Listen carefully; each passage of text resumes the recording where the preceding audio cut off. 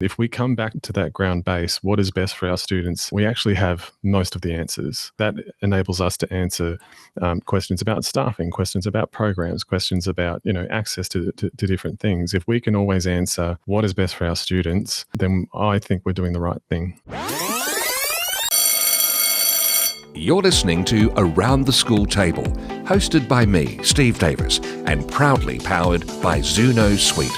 We'll be bringing together the many voices shaping primary and secondary education across Australia, from principals and teachers to education thought leaders and system innovators. Whether you're in the classroom, the staff room, or the boardroom, this is your podcast to be informed, inspired, and connected. Today on Around the School Table, we're joined by Tim Nolan, Principal of Port Melbourne Secondary College, a striking school that blends the character of shipping containers with the flair of a luxury cruise liner right in one of Australia's most storied port districts. Tim brings rich experience leading in Catholic, arts-focused and now STEM-driven schools, and he's renowned for his thoughtful approach to school culture, hands-on learning, and building inclusive, future-ready communities. And what's coming up in this conversation? We're going to explore what it takes to lead with vision amid rapid change, the importance of culture fit and creativity beyond the classroom, and how real-world programs and partnerships can make education more relevant for every student. So if you are passionate about school leadership that balances innovation and community, I'm pretty sure this conversation is going to be right in the sweet spot for you. Tim, welcome to Around the School Table. Thank you very much, Steve. Thanks for having me. Now, Tim, you're the principal of one of the most impressive school buildings in Melbourne. I've had a look as well. The buildings seem to be split between two themes. There's shipping containers, but also a look very much like a luxury cruise liner. Yeah. The sort that probably a tech billionaire would have and be floating around the world in. But it's huge. It's amazing. It is on brand for Port Melbourne, of course. It's one of the most important ports in Australia. It's brought in immigrants, it's shipped out soldiers, and today cruise liners, by the dozen. What is the story behind that look? What the intention was, and this was before Tim time, but the intention was to really represent the community and represent the influences of the area and just how impactful this space has been, not just to the immediate vicinity of Melbourne, but to Australia as well. My parents came, or my father came on a boat and arrived in Port Melbourne right there at Princes Pier, Station Pier, sorry. So I think it tried to capture a lot of that. It really wanted to be distinctive and it wanted to be special. And so, as you say, like you look at it and it is incredibly striking. It's huge, it's impactful, and a little bit daring, a little bit out there. That must play a role psychologically, just on the presence and the disposition of anyone who walks its grounds or its walls, does it? Yeah, look, I think when you walk in, and you're welcome to come visit us, Steve, any point in time, when you walk in, that impact from outdoors certainly translates indoors as well. It's a huge space, beautiful space. We're incredibly lucky, and it also plays a part in how we do things and the language that we use. We have a lot of nautical themes for various programs that we run at the school. So yeah, it's very much embedded within our fabric. If we look at your background a bit now, you've led in Catholic, arts-focused and now STEM-driven schools. Yeah. What's that journey taught you about adapting leadership to different school cultures? I think it's really important to really get into, in as many different ways as possible, the life of the school. As early as I could in my career, maybe year 2 or something, I was trying to do different things. I was trying to do the yearbook. I was trying to do photography for the school. I was, going out on as many camps and that sort of thing. And then you do that again at your next school. You do that again at your next school. You try to sort of be a part of that community. So yeah, trying to do as many things that are culturally specific to that school and doing lots of little bits and bobs. With your leadership lens, just as an example, I mean, a Catholic girls' school to Albert Park College to Port Melbourne. Yeah. What are the hallmarks of the different changes that you've had to apply that lens to in your leadership style across those variations? Look, I suppose I would have to say you have to, in terms of leadership and leading a community in education, you have to make sure that you're addressing the needs of the community. And they're very different communities between a Catholic girls' school in Essendon to a mainstream but very successful and popular school bursting at the seams in Albert Park. So you really have to make sure that you're distributing leadership no matter where you are is my philosophy, but then also making sure that those leaders and people below you, I suppose, are really addressing the needs of what that community needs and who they are. I wanted to ask you about a quote of yours. Oh, God. Isn't it nice when you have your words quoted back to you? Yeah. You've said that aspiring leaders should, and I quote, do the job of the person above you. Uh-huh. What do you mean by that? And I imagine you've lived by this. Has that helped accelerate your career? All right. So, firstly, what I mean by that is not necessarily stepping on people's toes, or doing things beyond your remit necessarily, or doing things that you shouldn't be doing. What I mean by that is, stepping up to the plate, working with your superior and seeing what things you can do, and having that interest. Getting the training so that when you are ready, you have some of that experience, you have some of that knowledge, you have some of that coaching. I often say that to my staff. It's really good to go into an interview, I suppose, and be able to point to some of those things. The second part of your question, sorry. How that's helped you in your career. I mean, if you like, Albert Park, early days there, I mean, that's a big melting pot to be doing this taking this approach in. How perhaps give us an example there, how it played out, you with this mindset?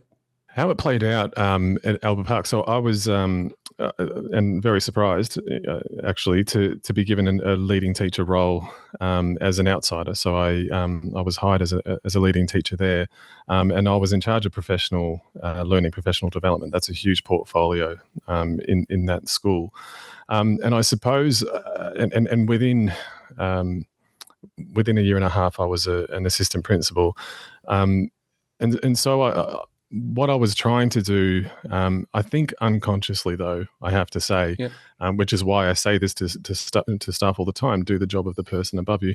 I think what I was doing was a little bit of that, perhaps. I was working very closely with my mentor, Anne Stout, and she was a fantastic person who distributed that responsibility unknowingly to me. She would often sort of put some of that responsibility onto me to go and have that conversation with that staff member or build this program. So there was a lot of trust there. So that's the way that it played out, at least at Albert Park. I was already doing those things that I was then able to sort of point to, I guess, in an interview or an application. But I had that experience when I went into assistant principal already. I have referenced this book once before in a previous interview, but I think it's relevant here. Linchpin, a book by Seth Godin, talks about how the people who tend to advance are the ones who the ones above see as the map makers. They look down, they say, here's a person who just doesn't want direction. They're actually thinking through and thinking ahead, and they're coming, offering ideas, again, without treading on toes. That's in balance with, I was just come back from the Australian Regional Tourism Conference, and the former CEO of a council was asked to give advice to tourism bodies to how do you keep those managers on side. And he said, one of the things is keep communication open, and if there's a problem, tell me immediately so we can address it together. So that's trust. I think that's the trust thing happening there. Do they resonate with you, those two thoughts? Are they in keeping with this philosophy? Yeah, absolutely. And I think we're also describing culture. When you have that positive collaborative culture with your staff, then you have that communication, then you have that trust, you have that knowledge about capacity and those sorts of things. So I think crucial to building that capacity is having a strong, collaborative, positive culture. It's not just about collaboration for me; it's about hiring the people who are going to contribute positively. I think that is key. Because you were just hiring an assistant principal not long ago. I was, yeah. What? Let's push the boat out a little bit further.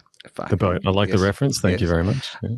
What specific quality signals were you looking for to know that this person is going to fit with the culture? I often say, because schools can have dozens and dozens of interviews, job interviews, in a short span of time, as me and my team have just sort of come onto the other end of that. And I often say one of the most immeasurable things in that situation is culture. Is it the right cultural fit? They can look fantastic in black and white on paper. They can, have all of the right experience and credentials and those sorts of things. A big test for me is that cultural piece. How is that going to be? So what I was looking for, you referenced the assistant principal position. Honestly, it had to begin at positivity for me, and I know that for the rest of the panel that was the case, because out of that comes the enthusiasm, the passion.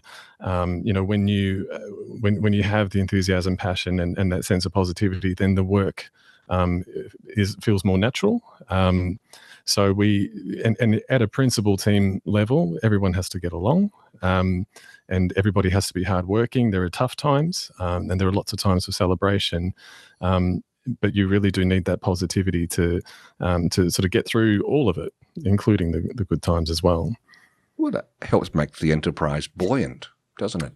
I like that word, buoyant. Yeah. Yeah. And in those interview processes, though, just before we leave this, are there behaviours or interview responses that would have made you and the panel go, oh, yes, there's something here? Oh, that's a really good question, Steve. I think if a person can convey a sense of creativity and if they can convey a sense of fun, then I think that they will be a great teacher, because those people are generally more daring.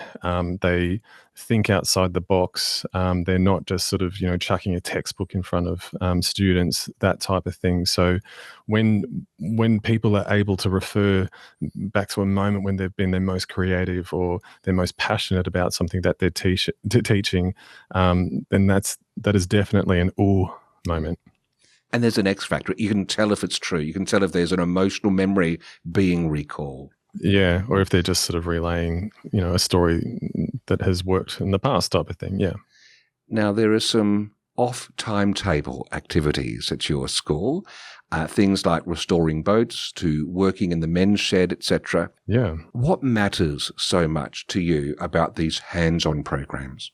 What really matters to me is that all students have access to great experiences and great connections with other people. And they're not always going to be in that classroom.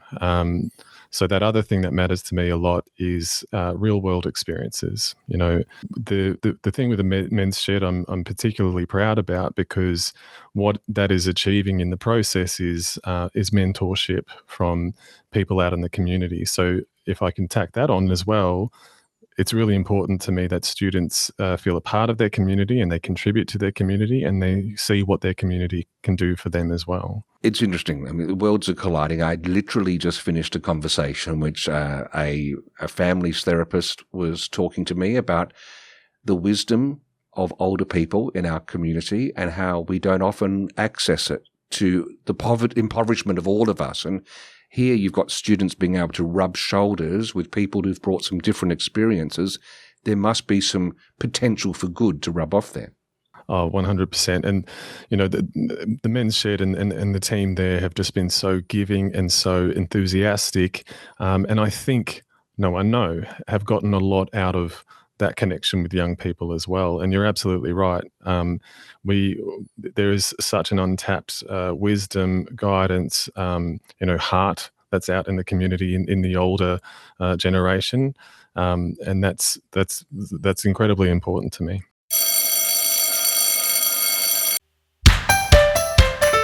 Still juggling forms the old-fashioned way?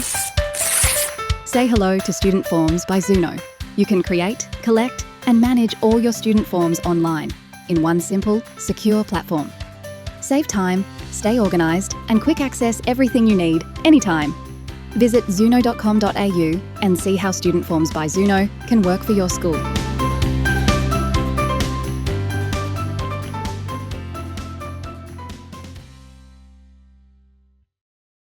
And of course, a lot of action has to happen in the classroom, the traditional classroom, but I believe there is something in these sorts of off-timetable moments where I've heard even kids in particular who struggle with authority, there's a chance for them to relearn what that might mean when they're not in the classroom. They get to see how the rubber hits the road in understanding that aspect of relationship. Can you unpack that a bit for me if I'm on the right track? Yeah, for sure. Well, look, I think originally when we started to put the boat thing was at Albert Park, and the men's shed thing is here. When we first started to put that together, it was about engagement, and in a mainstream school, that one size doesn't necessarily fit for all, and it's up to a school to find the access points, and it's up to a school to ensure that everybody has that opportunity to strive and to learn and to have fun and those sorts of things. So for us, it was originally about, trying to tap into an area where the more disengaged kids could probably find connection with adults, find connection with a different style of learning and that sort of thing. And then the mentorship part of that, we were really hoping could kick off and then add a different slant to it as well. And we're really lucky because there's mental health support there, and there's that guidance and mentorship that you can only really get from certain people sometimes, and they are also getting a lot of sort of technical skill that's the woodwork is not in many schools anymore. Metalworks is not in that many schools either. So those sorts of things, really opening up that area for those kids. And I'm sure there's some basic psychology there too. To move to a different location that's unusual is a reset moment. Yeah. To build breathing space into a day. Yeah. Yeah, for sure. And there's a level of independence that we trust them with. They catch the bus. They go with a staff member, but they do that, and they are dismissed from there. And it runs for a couple of hours. They're building something, and hopefully they'll be able to sell it at the farmers market. Now, in a previous conversation, you've mentioned being hogtied by systems like the SRP and compliance. Oh, God. So this is the intervention. How do you stay visionary in a role that's bound by funding and regulation concerns? That's a big question. You cannot lose, two things. First of all, there are regulations, and as you mentioned, as you make reference to, there are things that you have to do. There are things that you have to deliver. But I think that our network in particular is really good about empowering principals to enact vision. So my answer is you have to have clear vision, and you have to do that as a team, so that with whatever constraints and restrictions there might be on what you can do, you're coming back to that vision consistently. One of the things that I say determines all of our decisions on a principal team is we constantly ask ourselves, well, what is best for the students? And if we come back to that ground base, what is best for our students, we actually have most of the answers. That enables us to answer questions about staffing, questions about programs, questions about access to different things. If we can always answer what is best for our students, then I think we're doing the right thing. It's very similar to what would have been important for the mariners of yesteryear of having that true north. There's a true north, there's a North Star, which for you is what's best for the students.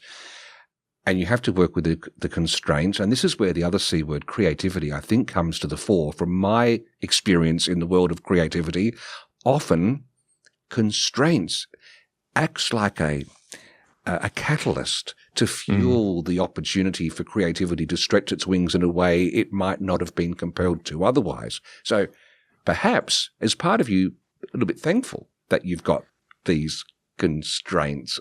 It might pain you to say that. As a base, you know what you're working with. You know what the limitations are. So that, to a degree, yes, I agree with you. Unchecked creativity can at times not be as productive as you want it to be. So yeah, of course, I do agree with that. Yes, the North Star is balanced by the lighthouse. That's right. What about other people in different schools who are listening to this who might be struggling with constraints at the moment? What advice would you give to them in navigating these waters if we keep that theme going? Some of those people might have better answers than me, so I feel a bit sort of ill-equipped to give that sort of advice, and I feel very junior in my principalship. But something for me is that I think it really does need to come back to, and I've already said this, students be at the centre, but talk to your community and talk to your students, talk to your staff. It takes a village, and you need to sort of really understand. If we're talking about money and if we're talking about the programs that you run and all of that sort of thing, then you need to know what the community expects, what they want, and what will be of great benefit to them. So, I think when you're feeling the pinch of those constraints, you really need to be tapped into the needs of the community. There is always the scenario in which a community can change and develop over time. And so that will have to be revisited. And Fisherman's Bend, there's growth underway there. I believe there's a new tram line coming your way. How are you future-proofing the school for what might be rapid demographic change? Look, our school is very responsive to the community. So all of our classes, all of our subjects, we've embedded real-world thinking and design thinking all over our school, and in fact, when we interview, we say this is who we are. We give them an example of design thinking. We ask them to talk about it, type of thing. So first of all, my belief is that we are adaptive, and my belief is that we are responding to the area of, this is an area where there's lots of industry and design and innovation as it is. But as you allude to, I think it's by 2050, there'll be 80,000 new residents, 80,000 new jobs. It's one of the biggest developments in Australia.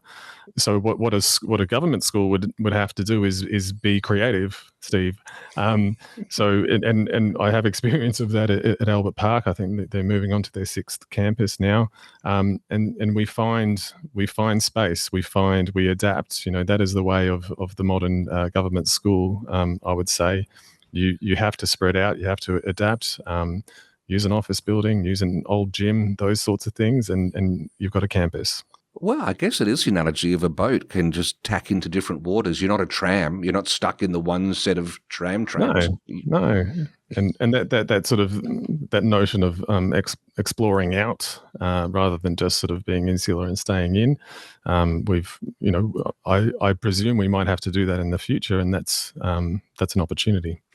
What's your take on vocational pathways through the education system, and also disability inclusion? Let's bring them onto the table for discussion. It's incredibly important, and I was saying this earlier, that every student has access to education. And I often say to kids, our job is you have to feel safe, you have to feel happy, and you have to be in an environment where you can thrive and learn.